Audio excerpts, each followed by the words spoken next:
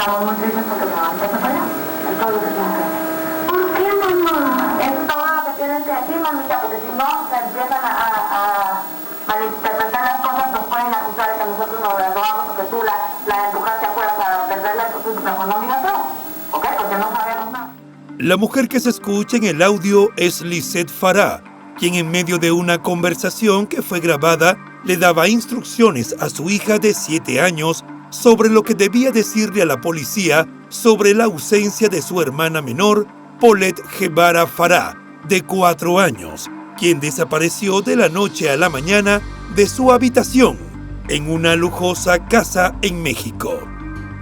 Tras conocerse la noticia, la casa se llenó de policías, reporteros y peritos que buscaron pistas sobre el paradero de la niña, hasta que finalmente el cuerpo de la niña se encontró en el lugar menos esperado.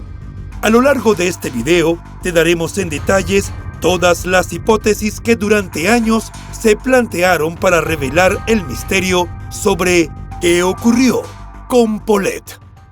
El caso de Paulette Guevara Farah.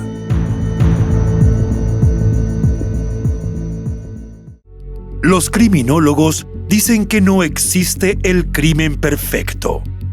Lo que existe es el crimen mal investigado. Siempre, en cualquier investigación, aparece una pista clave que lleva hacia el asesino. Encontrémosla juntos, repasando este caso abierto. Hola a todos, mi nombre es León, y en cada video repasaremos todos los detalles de los más terribles casos criminales. Antes de empezar, no te olvides de suscribirte y dejar tu me gusta para que puedas seguir trayéndote el mejor contenido de investigación. Recuerda también activar la campanita, ya que estaré subiendo videos 3 veces a la semana. Empecemos. Si eres fan de los casos criminales y la investigación policial, te sugiero que compres el libro En el laberinto de sombra, ya disponible en la versión de tapa blanda e ebook en Amazon. Encontrarás el enlace en la descripción de este video y en un mensaje fijado.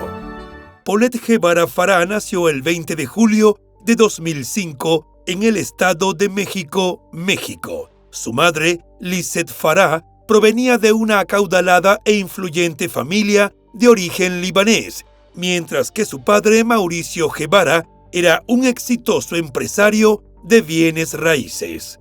La pareja había contraído matrimonio en 2001, estableciéndose en un departamento de 2 plantas en una de las zonas más lujosas cercana a la capital mexicana. Parecían tenerlo todo para alcanzar la felicidad: amor, juventud, negocios prósperos, dinero, poder y amigos influyentes. En 2002, su felicidad se hizo mayor cuando le dieron la bienvenida a su primera hija, a quien llamaron Lisette, como su madre, aunque familiarmente la conocían como Chess, y así nos referiremos a ella en adelante.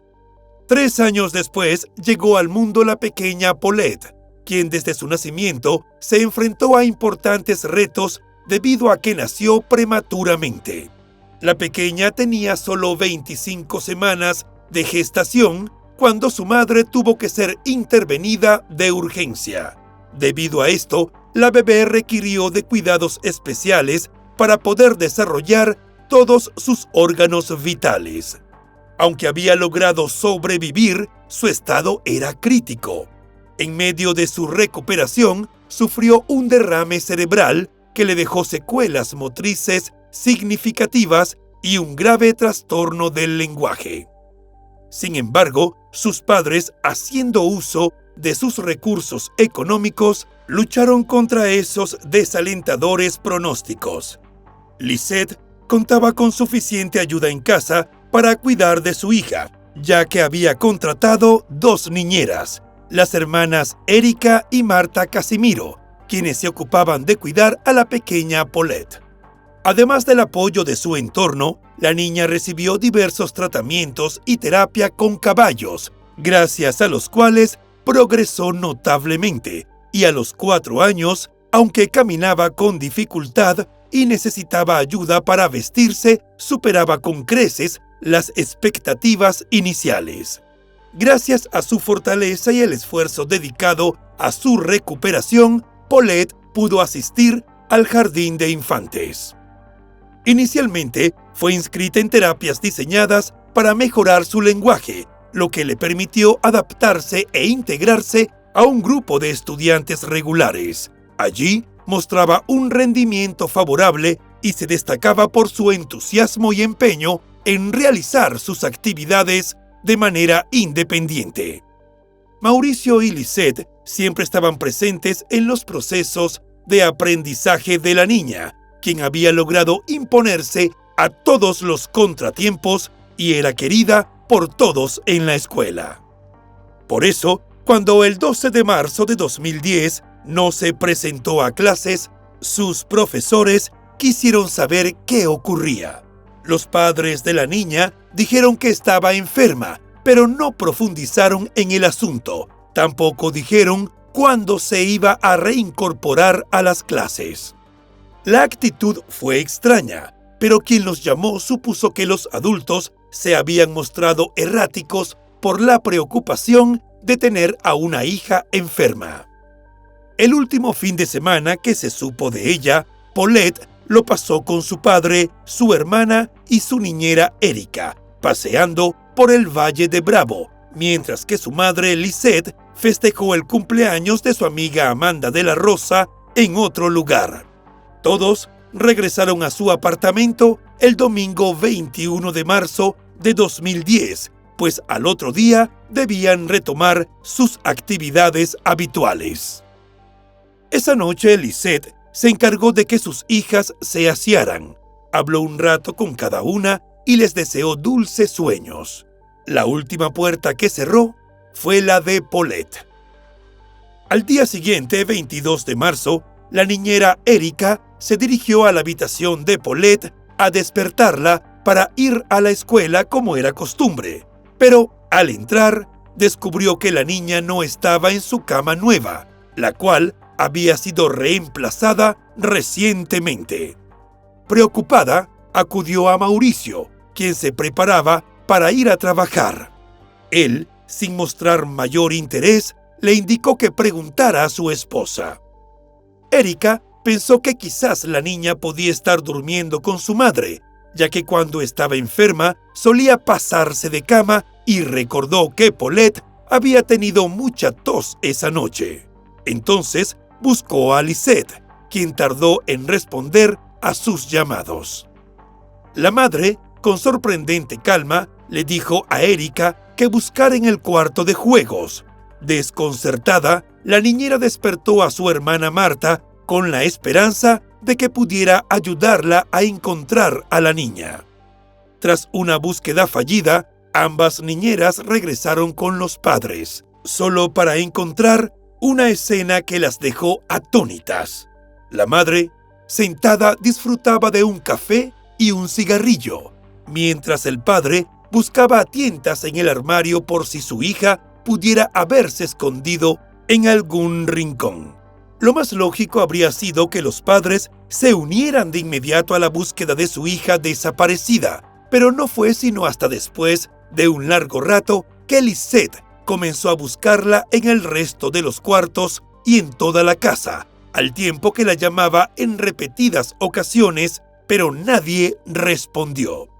Tras no encontrar a Paulette en toda la casa, la búsqueda se extendió a los alrededores del fraccionamiento. Lisette buscó a la niña por los pasillos del edificio, pero no tuvo suerte, así que se dirigió a la zona de la alberca, pero la niña tampoco estaba allí. Ningún vecino la había visto. La hija mayor de la pareja, Chess, de 7 años, ya había salido para el colegio a las 7 de la mañana en el autobús escolar.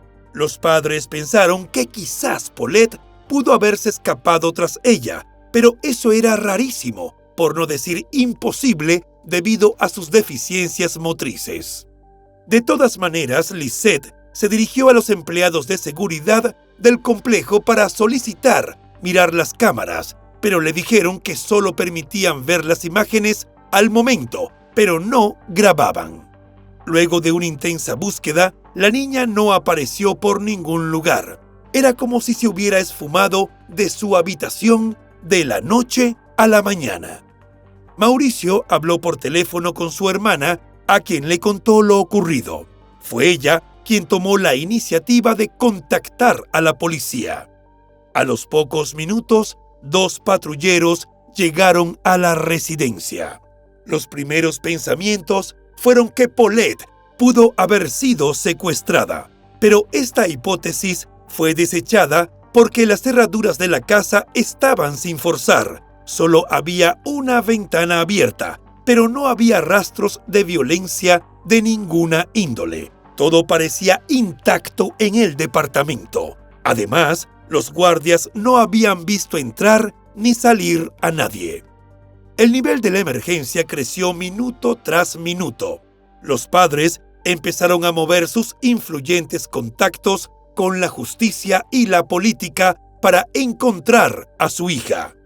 Entre sus conocidos estaban el expresidente de México, Enrique Peña Nieto, quien para ese entonces era gobernador del estado.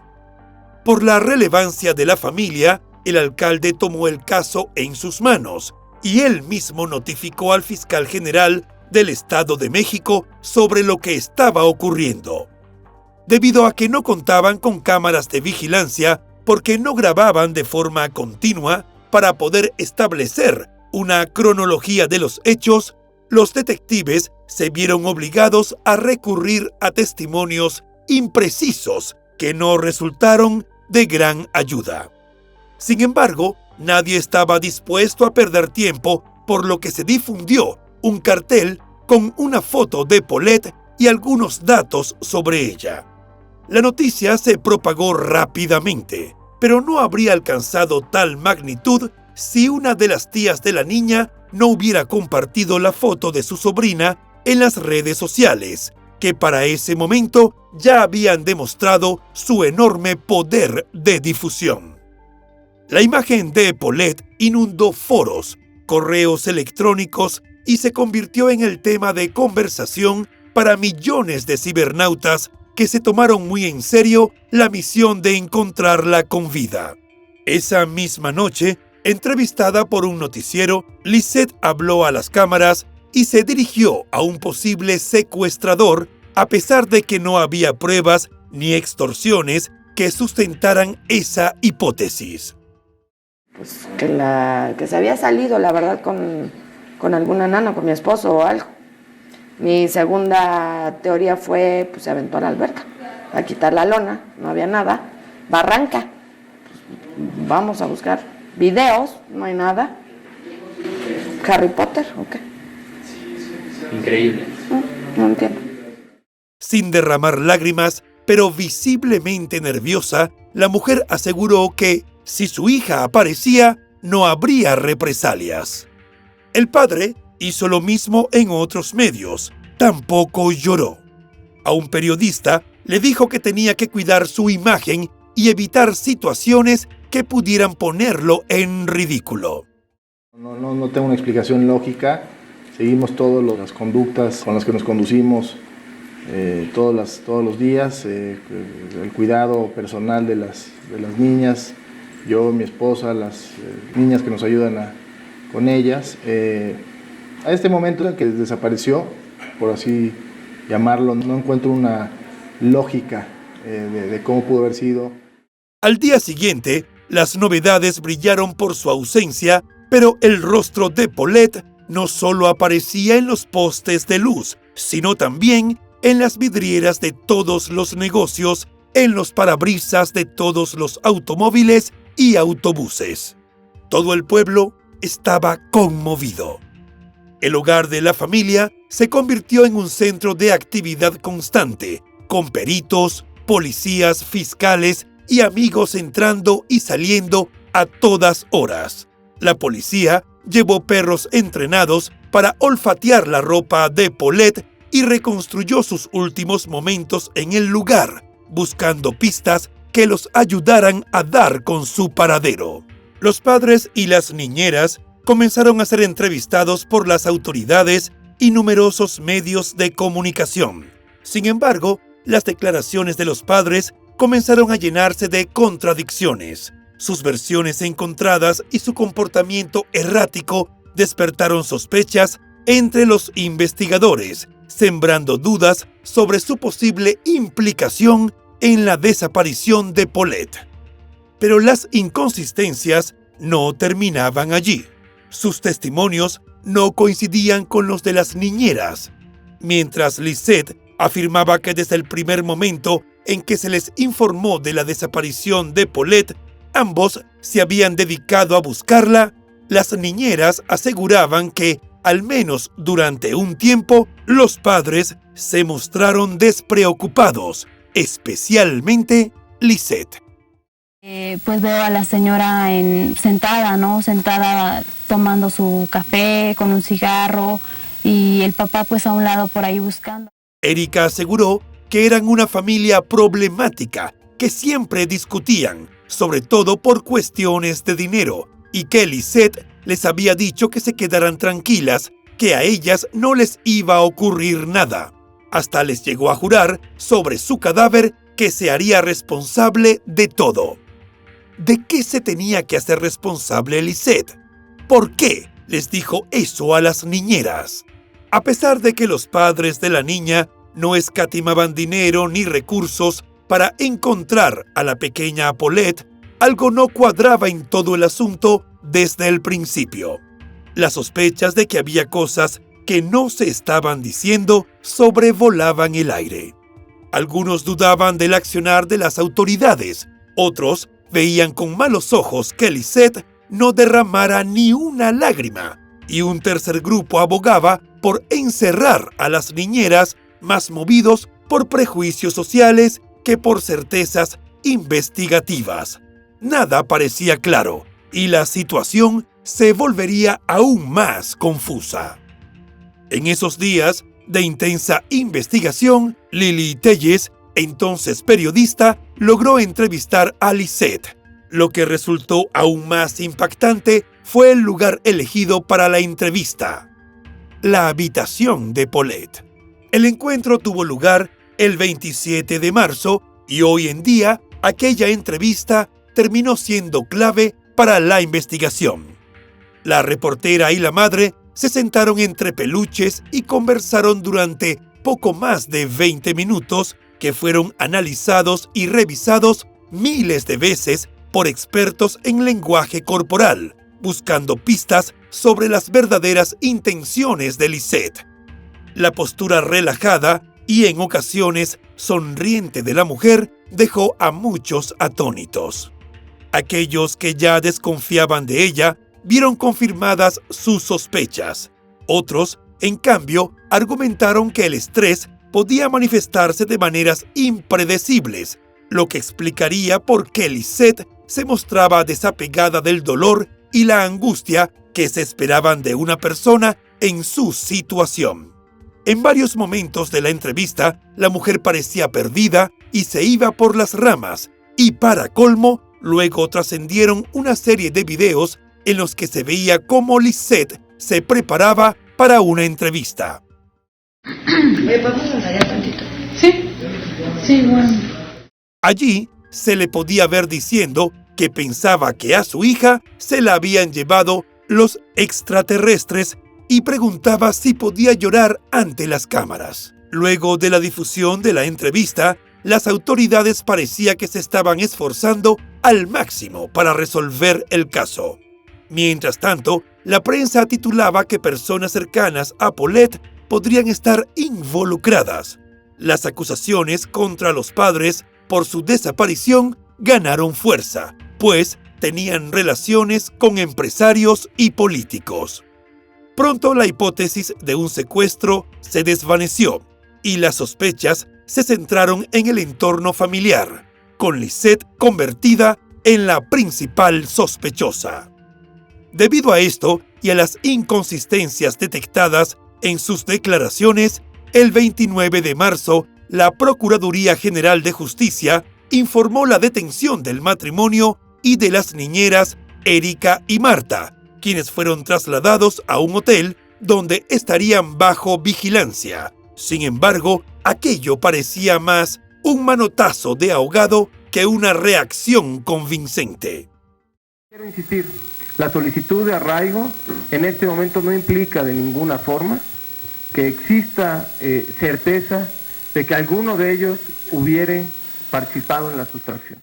Apenas unas horas después de la detención de los 4 sospechosos, mientras la justicia intentaba esclarecer si existía culpabilidad por parte del entorno más cercano de la niña, las autoridades dieron con un triste y absurdo hallazgo. Al parecer, durante la madrugada del 31 de marzo, mientras los agentes se encontraban durante la 5ª visita al departamento para realizar nuevos rastrillajes, uno de los peritos percibió un olor desagradable e intenso que provenía de la habitación de Paulette. Inmediatamente entraron al cuarto para inspeccionarlo a fondo. No tuvieron que buscar demasiado. A los pies de la cama, atrapado entre el colchón y la estructura de madera, estaba el cuerpo sin vida de Paulette envuelto en sábanas y mantas, con su pijama con dibujos de renos rojos. Los investigadores quedaron en estado de shock. El procurador se vio obligado a convocar una urgente conferencia de prensa para informar a la sociedad sobre el lamentable hallazgo, pero sus explicaciones no convencieron a nadie, desatando en el país una incredulidad generalizada y surgiendo muchas preguntas sobre las condiciones en las que se encontró el cuerpo. No tengo duda que se trata de la investigación de un delito de homicidio, porque su presencia en ese lugar fue evidentemente provocada por alguien más.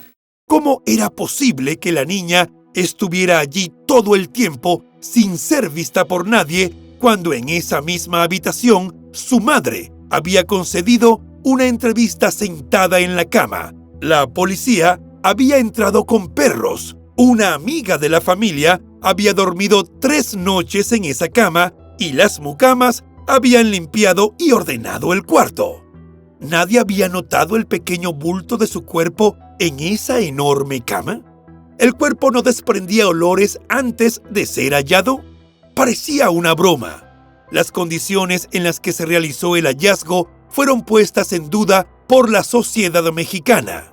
La amiga de Lisette, que había dormido allí, fue puesta bajo los reflectores, al igual que un instructor de gimnasio que la madre de Paulette conocía y con quien había realizado un viaje a Los Cabos 2 días antes de la desaparición de la niña.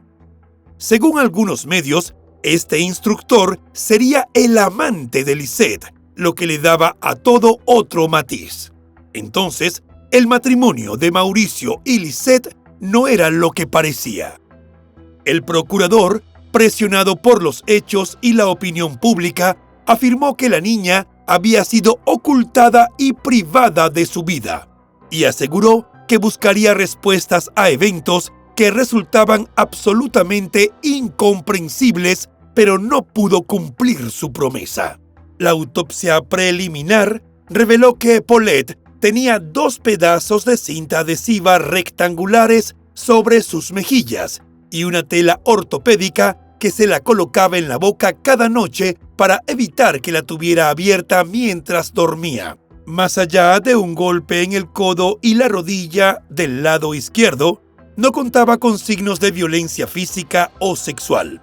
Tampoco se encontraron rastros de drogas o sustancias tóxicas en su sistema que pudieran haber afectado su conciencia. La fecha y hora de su deceso nunca fue confirmada. Solo estimaron un lapso entre la noche del 21 de marzo y la madrugada del 22.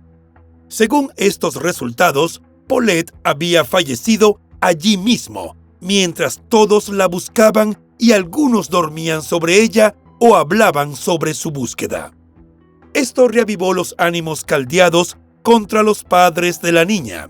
La propia Lisette pidió que la justicia lavara su nombre, decía que recibía amenazas constantes. La gente le escribía diciendo que debía morir por haber acabado con la vida de su hija. Así las cosas, el 4 de abril, los medios de comunicación estallaron con la noticia de que tanto los padres como las niñeras habían sido liberados por falta de pruebas incriminatorias, aunque todos quedaron sujetos a la condición de no abandonar el país, ya que la investigación seguiría su curso. Al día siguiente, todo se tornaría peor cuando los padres de Paulette entraron en acusaciones cruzadas. Por ese entonces, algunos medios aseguraron que Mauricio había dicho desde el principio que sabía dónde estaba su hija, pero que tenía miedo de declarar porque no tenía garantías de no terminar implicado por su vínculo cercano con quien consideraba el culpable de todo, Lisette. Realmente fuera de mi ser, de mis entrañas, sospecho de cualquier persona que esté enfrente de mí en estos momentos. Lisette, por su lado, dijo que era muy oportuna la posición de su esposo de acusarla de lo que había pasado, por lo que inició un proceso legal para probar que no había tenido nada que ver con el fallecimiento de su hija. Su abogado dijo que la mujer estaba en shock desde que todo había comenzado y que en lugar de recibir contención, había sido expuesta de modo indiscriminado por los medios de comunicación, lo que había terminado jugándole una mala pasada, pues no había pruebas de las acusaciones. Mi familia política que me decían, es que todo mundo te odia, no vas a poder volver a salir a la calle, porque toda la sociedad te odia porque pues tú tuviste que ver con la muerte de tu hija. Este episodio marcó el principio del fin para la relación entre Mauricio y Lisette. La familia que alguna vez fueron se había desintegrado. Al velorio de la niña solo asistió la familia de Mauricio, mientras que al entierro, celebrado al día siguiente, solo acudieron los familiares de Lisette, quienes despidieron a la niña arrojando rosas blancas. Ese día, la madre sí lloró. Por su parte, los alumnos del jardín de niños, donde estudiaba Paulette, le rindieron un homenaje en el que soltaron globos en su memoria. Durante todo ese tiempo, la hija mayor, Chess, había permanecido al cuidado de la familia de su padre, y el 7 de abril, cuando Lisette intentó visitarla, ellos se lo impidieron. Acto seguido, presentó una demanda contra su esposo para obtener la custodia, logrando una resolución favorable el 10 de mayo. Lisette concedió una entrevista donde describió a Mauricio como un cobarde. Además, anunció que esa sería la última aparición ante los medios, explicando que los había convocado para que ayudaran a encontrar a su hija, no para convertir su dolor en un circo mediático. Aunque durante las siguientes semanas la investigación continuó enfocándose en el círculo familiar de la niña y se evaluaron diversas hipótesis, incluyendo la posibilidad de un accidente doméstico, no se logró establecer una conclusión definitiva ni se presentaron cargos formales contra alguien. Casi 2 meses después del misterioso suceso, el procurador a cargo del caso calificó el deceso de la pequeña como un estúpido accidente. La conclusión era que la menor, por sus propios medios, se desplazó sobre la cama y cayó accidentalmente de cabeza en el espacio existente entre el colchón y la estructura de la cama, donde quedó atrapada y se asfixió debido a la obstrucción de las cavidades nasales y compresión de tórax abdominal. Debido a su discapacidad motriz y a su incapacidad para hablar o gritar, la caída se habría convertido en una trampa mortal. La policía justificó el hecho de no haber acordonado la casa como escena del crimen, argumentando que se investigaba un supuesto secuestro. Una justificación que no convenció a nadie, ya que era evidente que no habían buscado a la niña de manera exhaustiva, ni siquiera en su propia habitación. El procurador admitió que la actuación de los fiscales había sido deficiente al no haber realizado una revisión pericial de la cama de la menor desde el principio. Ante esto, y presionado por la opinión pública, el 25 de mayo, el funcionario renunció a su cargo y el caso fue cerrado oficialmente. El fervor popular no se hizo esperar. En las calles, la gente se manifestaba pidiendo justicia. Nadie quería que el caso se cerrara sin encontrar un culpable. Más allá de si la sociedad creyera o no en las causas que se habían explicado, resultaba innegable que se habían cometido graves negligencias. La niña podría haber estado allí todo el tiempo, y la combinación de la confusión familiar y la falta de profesionalismo de los investigadores podrían haber tenido consecuencias fatales. Aunque se dijo que todo se había tratado de un muy desafortunado accidente, esto seguía sin explicar por qué nadie la había notado antes. Si bien parecía que aquí terminaba este misterioso caso, tal fue el pedido de justicia que nadie se olvidó de Paulette. Existían muchos detalles y cabos sueltos en este caso que no hacían más que alimentar el misterio y poner el foco en la supuesta culpabilidad de quienes fueron sospechosos desde el primer momento: sus padres.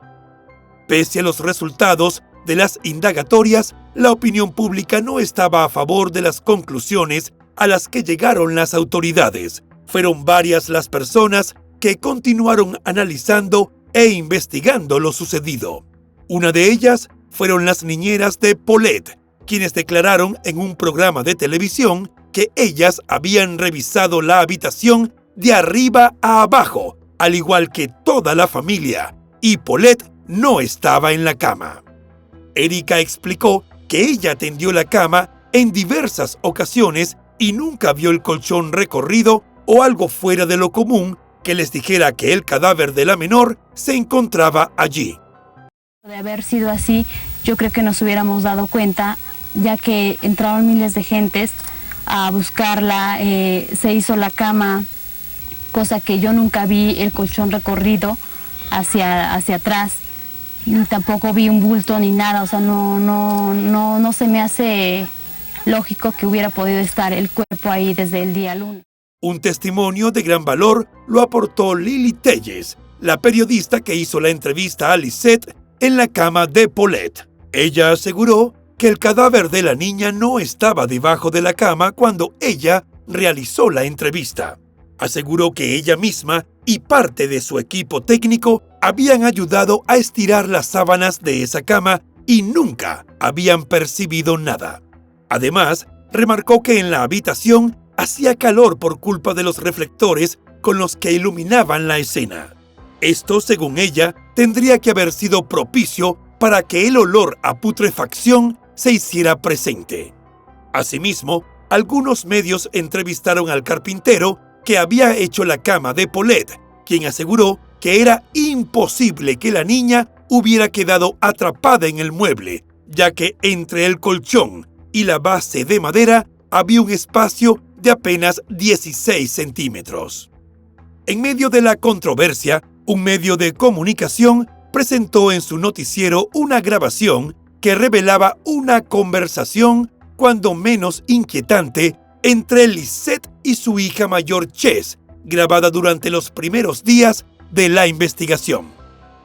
En la conversación se escuchaba a la madre aparentemente indicarle a su hija cómo debía declarar con respecto a la desaparición de Paulette. La instruía a no decir nada, solo debía declarar que estaban tristes porque su hermanita se perdió, porque de lo contrario podrían malinterpretar las cosas y acusarlas de haberla secuestrado o empujado para perderla. Algunos creían que esto no debería ser tan mal visto. Después de todo, Lisette estaba salvaguardando a la pequeña de decir cosas inconvenientes. Sin embargo, para otros quedaba claro que Lisette estaba pidiéndole a su hija, de modo indirecto, que era preferible ocultar ciertas cosas. Estamos muy tristes porque se van a separar. mamita, porque si no se empiezan a malinterpretar las cosas, nos pueden acusar de que nosotros nos las robamos porque tú la empujaste afuera para perderla, entonces mejor no digas nada, ¿ok? Porque no sabemos nada. Al ser confrontada con esta grabación, dijo en primera instancia que había sido editada para que sonara como si ella estuviese manipulando a la niña. Más tarde, aceptó que sí habían sido sus palabras, pero que la conversación había sido sacada de contexto y editada con la intención de hacerla parecer como si estuviera tratando de ocultar información. Muchos especularon sobre el hecho de que quizás alguien muy cercano a la familia le había quitado la vida sin querer y luego había plantado el cadáver allí para despistar a todos. Tiempo después de que el caso causara un revuelo internacional, se dio a conocer algo que sigue sin explicación. Un día antes de que se encontrara el cuerpo, el edificio de la familia Guevara había sufrido un inexplicable corte de luz durante unos largos minutos y todo el lugar quedó sin energía.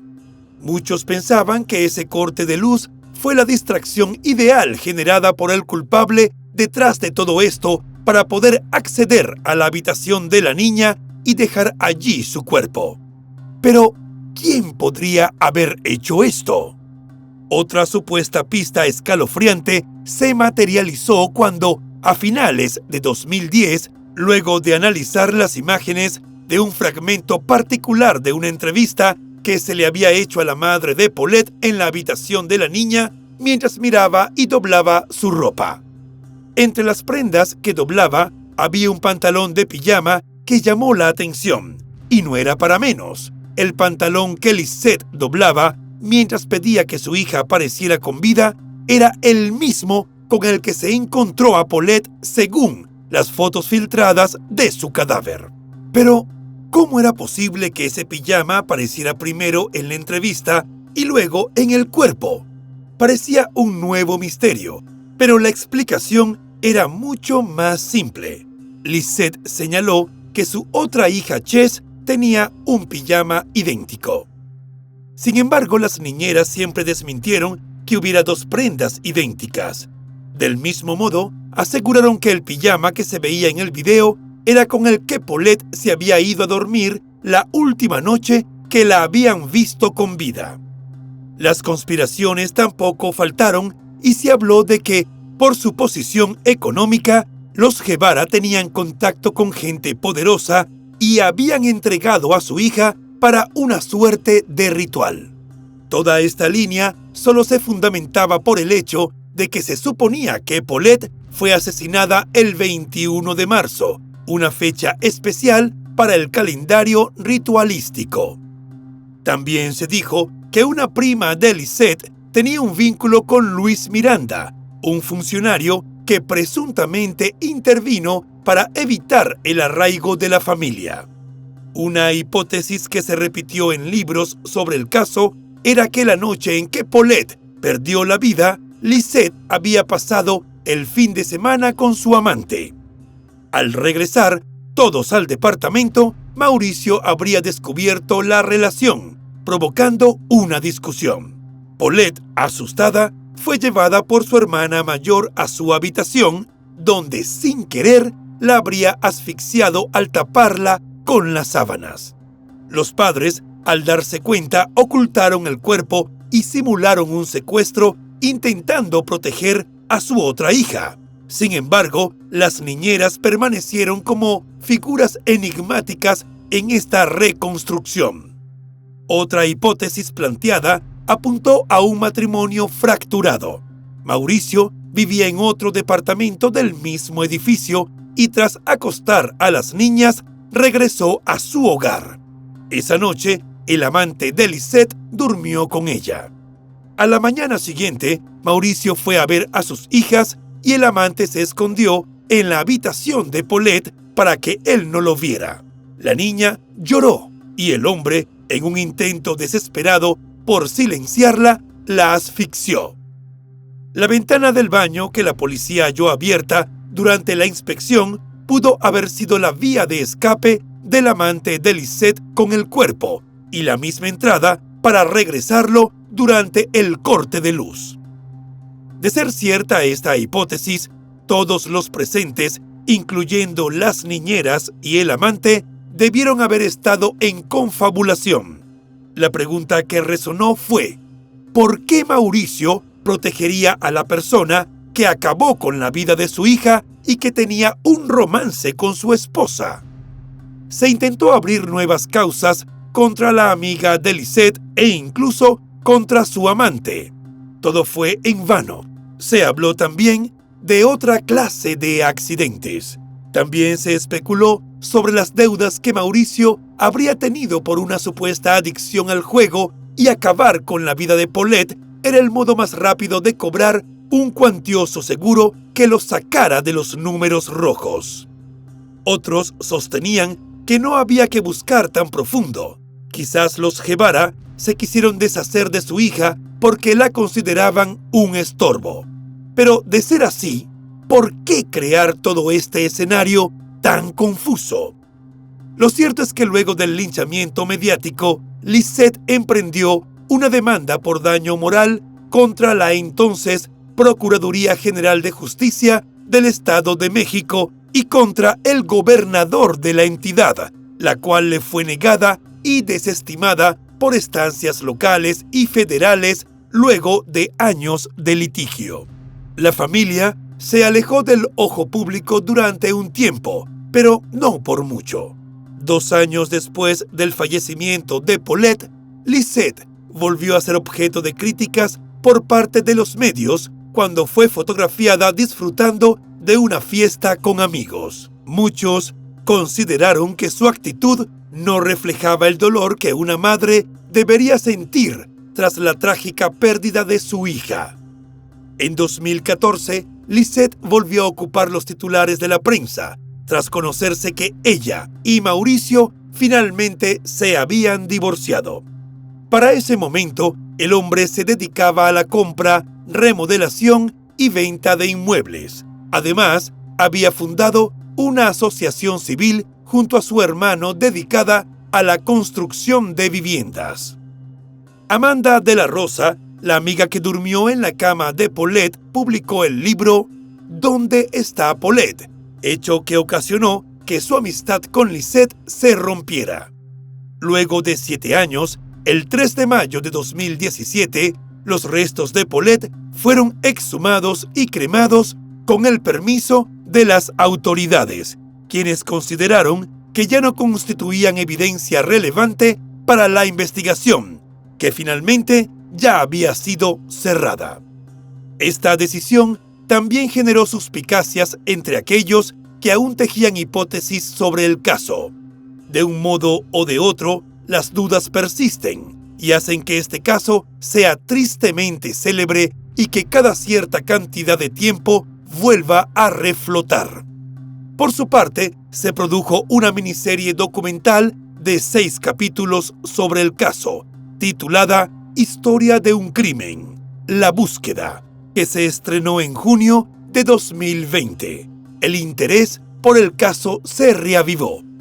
Quizás fue esta renovada atención mediática lo que llevó a que en 2022 alguien descubriera a Chess, entonces de 20 años, en unos videos de TikTok junto a su madre. Una vez más, la persecución mediática se desató, obligando a la joven a ocultar y eliminar los videos debido a las agresiones que recibían por lo ocurrido con Paulette. Hasta el día de hoy, el veredicto oficial sobre el fallecimiento de Paulette es que fue causado por un accidente, a pesar de múltiples lagunas legales. Aunque sus padres siempre fueron los principales sospechosos, no se pudo probar nada contra ninguno de ellos. ¿Accidente doméstico o crimen? Si Paulette cayó accidentalmente en ese pequeño espacio y nadie la vio durante tantos días, esto demuestra la imperdonable negligencia de los investigadores, pero también expone el terrible descuido de sus padres. La investigación oficial concluyó que se trató de un accidente. Sin embargo, la opinión pública continúa dudando y sospecha que la verdad permanece oculta. Es complicado saber qué es verdad y qué es mentira, entre tanto ir y venir. Las miradas sobre todo lo ocurrido son diversas. ¿Acaso la paranoia popular había convertido algo muy grave en algo más bien sencillo? ¿O realmente operaron fuerzas entre sombras en este caso? Aún queda un detalle por demás intrigante. ¿Sabremos alguna vez la verdad sobre todo este asunto? ¿O será que ya la sabemos, pero todavía no podemos procesarla? Déjennos sus comentarios.